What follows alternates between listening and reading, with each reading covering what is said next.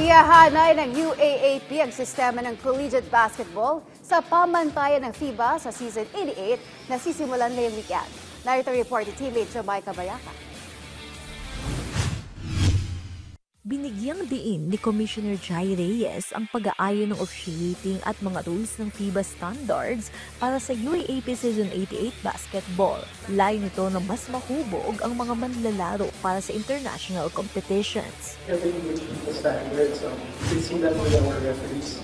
I'm proud to say that we are having most of the FIBA referees that represent the Philippines in international competitions.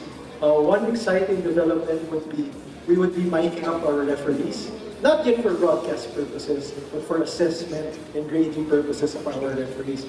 We want our referees to be just like our players, for them to improve yearly, so we can make our product on the court the best as possible.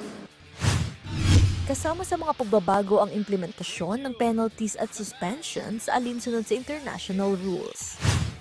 This year, we're going to make it simpler and easier. All the sportsmanlike fouls and technicals will not be counted in the accumulation, not unless we explicitly write to a formal memo to all the schools.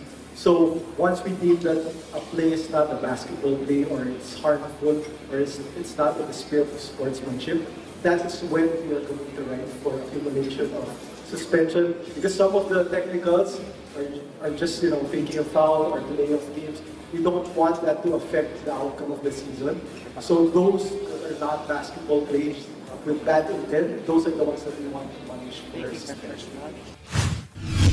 Sa paghahanay ng UAAP sa pamantayan ng FIBA, inaasahang mas mapapatibay ang kompetisyon at mas mahanda ang mga atleta para sa mas mataas na antas ng basketball. Samantala, inaprubahan ng board na simula sa Season 89, maaaring magkaroon ng 2 foreign student athletes sa roster ng bawat team. Bagaman isa lamang ang maaaring maglaro sa isang laban. Magsisimula ang men's basketball tournament sa September 20 sa UST Quadricentennial Pavilion. Unang magtutunggali ang FEU Tamaraws at Ateneo Blue Eagles bago ang Adamson Soaring Falcons kontra sa DLSU Green Archers. Sa September 24 naman, sisimula ng Women's Division, tampok ang Ateneo laban sa UE at UP kontra Adamson. Jamaica Bayaka para sa atletang Pilipino, para sa bagong Pilipinas.